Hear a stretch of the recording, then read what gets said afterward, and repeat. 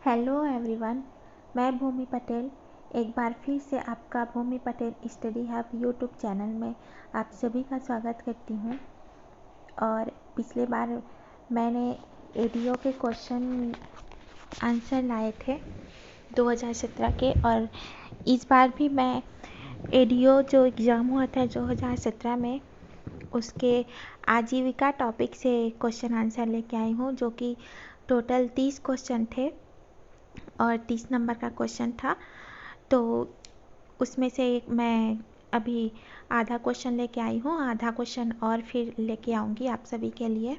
अगर आप सभी को पसंद आता है तो इसको लाइक, शेयर और सब्सक्राइब ज़रूर कीजिए।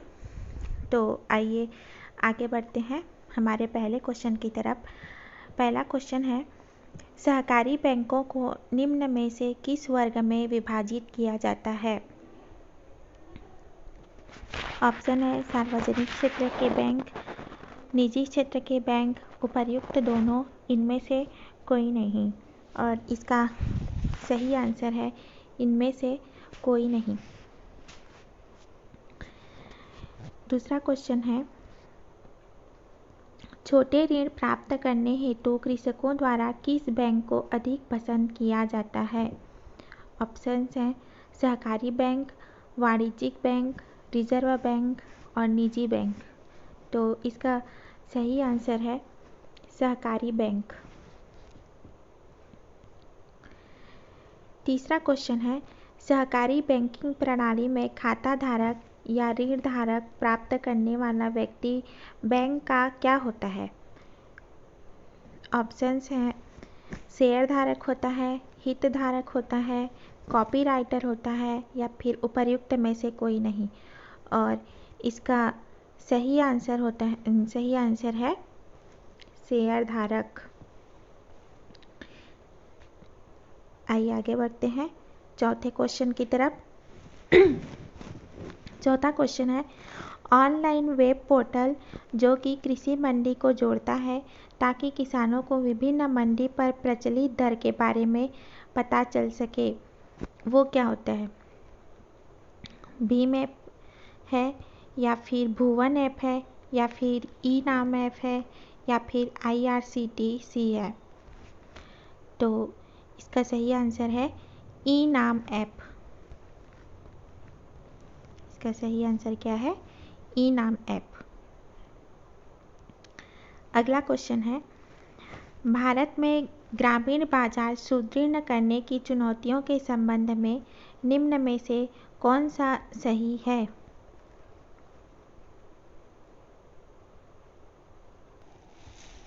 ऑप्शंस हैं ग्रामीण बाजारों से एवं बाजारों तक परिवहन, दूसरा है ग्रामीण क्षेत्रों में भंडारण व्यवस्था, तीसरा है प्रभावी वितरण चैनल, चौथा है उपर्युक्त सभी।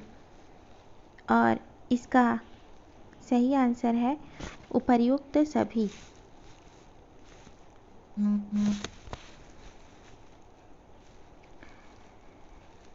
अगला क्वेश्चन है, निम्नलिखित मदों में से ग्रामीण बाजार में बड़ी उपभोक्ता संख्या किस मद में है? ये जो मध्य लिखा है वो मद है। निम्नलिखित मदों में से ग्रामीण बाजार में बड़ी उपभोक्ता संख्या किस मद में है? ऑप्शंस है इलेक्ट्रॉनिक सामान, भारी इलेक्ट्रॉनिक सामान, जल्दी चलने सामग्री वाली उपभोक्ता या फिर गाड़ियाँ। तो इसका सही आंसर है सी। इसका सही आंसर है। और अगला क्वेश्चन है, निम्नलिखित में से दुग्ध उत्पादन के वजन के अनुपात में अधिक वसा है, ये जो वर्षा लिखा है वो वसा है, वसा रहता है, इनमें से किसमें सबसे ज़्यादा मात्रा में वसा रहता है? और ऑप्शंस हैं मक्खन, पनीर, दही और घी। इसका आंसर तो सभी को पता होगा, इसका सही आंसर है घी।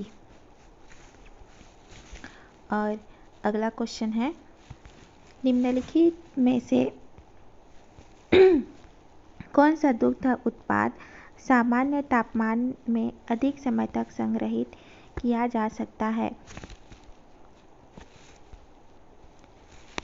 ऑप्शन है खोआ, मलाई, पनीर या फिर घी। और इसका सही आंसर है घी। घी को सबसे ज़्यादा समय तक हम लोग संग्रहित करके रख सकते हैं, ये ख़राब नहीं होता है। बाकी सबको आप थोड़े दिन रख सकते हो, उसके बाद से वो अपने आप ख़राब होना स्टार्ट हो जाता है। अगला क्वेश्चन है, निम्नलिखित में से किस पशु के दूध में सबसे ज़्यादा वसा पाया जाता है? ऑप्शंस है गौ माता के दूध में, या फिर भैंस के दूध में, या फिर बकरी के, या फिर भेड़ के। तो इसका भी इस क्वेश्चन का आंसर भी सबको पता होगा। इसका सही आंसर है भैंस। हम लोग जब छोटे छोटे थे तब भैंस का दूध अगर अभी भी कोई देखता होगा तो वो देखने से ही पता चल जाता है कि उसमें बहुत ज़्यादा मात्रा में वसा है, उसमें बहुत ज़्यादा मात्रा में घी निकलता है। उसके अपेक्षा में आपका गाय का, बकरी का, भेड़ का, ये सब के दूध में उतना घी नहीं निकल पाता है जितना कि भैंस के दूध में रहता है। और भैंस का दूध में वसा रहता है, इसलिए उसको थोड़ा सा भी अगर आप पी लोगे ना तो आपका पेट भरा भरा लगेगा। अगला क्वेश्चन है, हमारे राज्य में मवेशियों को सामान्यतः क्या खिलाया जाता है? और ऑप्शंस है गेहूं का भूसा, मक्का, मूंगफली का खली। मूंगफली का खली उसको बोला जाता है जो उसका बीज निकाल लेने के बाद जो बचता है ना, उसको मूंगफली का मतलब उसके मूंगफली के बीज से जो तेल निकालने के बाद जो बचता है ना, उसको मूंगफली का खली बोला जाता है। और चौथा ऑप्शन है धान का भूसा। तो हमारे राज्य में सबसे ज़्यादा तो धान की ही खेती होती है, तो इसका सही आंसर होगा धान का भूसा।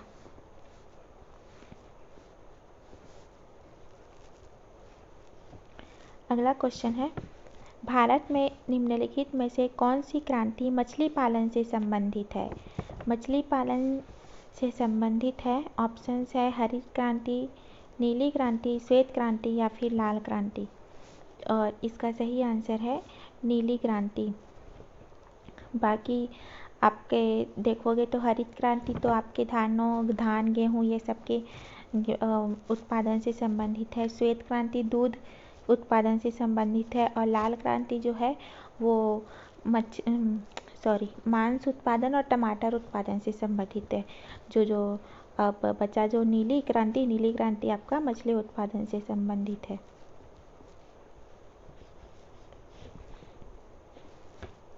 अगला क्वेश्चन है, निम्नलिखित में से कौन सी योजना ग्रामीण विकास मंत्रालय भारत सरकार द्वारा संचालित की गई है? और ऑप्शंस हैं प्रधानमंत्री फसल बीमा योजना, प्रधानमंत्री कौशल विकास योजना, दीनदयाल उपाध्याय ग्रामीण कौशल योजना, या फिर चौथा है इंदिरा गांधी मातृत्व सहयोग योजना। तो इसका सही आंसर है दीनदयाल उपाध्याय ग्रामीण कौशल योजना। सी इसका सही आंसर है।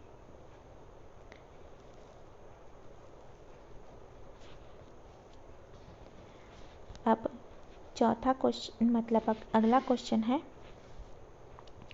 भारत में हरित क्रांति एवं श्वेत क्रांति में से इनमें से किन विशिष्ट व्यक्तियों का संबंध है? मतलब ये पूछा है कि कौन व्यक्ति हैं जो हरित क्रांति से जुड़े हैं और कौन व्यक्ति हैं जो श्वेत क्रांति से जुड़े हैं। ऑप्शंस हैं वर्गीज कुरियन हरित क्रांति एवं एम.एस. स्वामीनाथन श्वेत क्रांति। दूसरा है एम.एस. स्वामीनाथन हरित क्रांति एवं वर्गीज कुरियन श्वेत क्रांति। या फिर तीसरा है मोंटेक सिंह अहूवालिया हरित क्रांति एवं सैम पित्रोदा श्वेत क्रांति। चौथा ऑप्शन है सैम पित्रोदा हरित क्रांति एवं मोंटेक सिंह अहूवालिया श्वेत क्रांति। तो इसका सही आंसर है option number B. M S. Swaminathan जो थे वो थे हरित क्रांति से जुड़े हुए हैं, और वर्गीज कुरियन जो हैं वो श्वेत क्रांति से जुड़े हुए हैं। अगला क्वेश्चन है, मिश्रित खेती से तात्पर्य है कि किसान ऑप्शन है, एक ही भूमि में फसल की खेती करते हैं तथा पशुओं का पालन करते हैं। ऑप्शन नंबर बी, एक ही भूमि में 2 या 2 से अधिक फसल की खेती करते हैं। एक ही भूमि में 2 फसल की खेती करते हैं जिसमें एक कतार एक फसल की तथा दूसरी कतार दूसरे फसल की होती है। या फिर तीसरा है, मतलब चौथा है, एक ही भूमि में खरीफ की भी फसल तथा रबी की भी फसल दोनों तैयार करते हैं।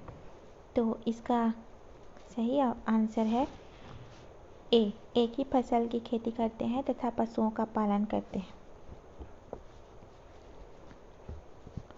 अगला क्वेश्चन है, प्रधानमंत्री फसल बीमा योजना के अंतर्गत केवल वित्तीय संस्थानों से ऋण प्राप्त किए कृषकों की पात्रता है। प्रधानमंत्री फसल बीमा योजना के अंतर्गत आते हैं, कौन कौन आते हैं? केवल वित्तीय संस्थानों से ऋण प्राप्त किए कृषकों की पात्रता है, या फिर केवल वित्तीय संस्थानों से ऋण नहीं प्राप्त किए कृषकों की पात्रता है। सी है, उपर्युक्त दोनों वर्ग के किसान पात्र हैं, या फिर दोनों वर्ग के किसान अपात्र हैं।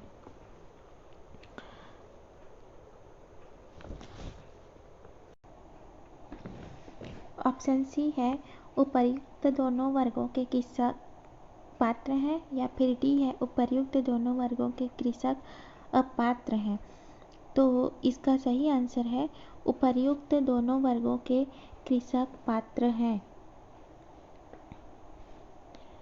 अगला क्वेश्चन है, स्वर्ण जयंती ग्राम स्वरोजगार योजना राष्ट्रीय ग्रामीण आजीविका मिशन से किस बिंदु पर पृथक है?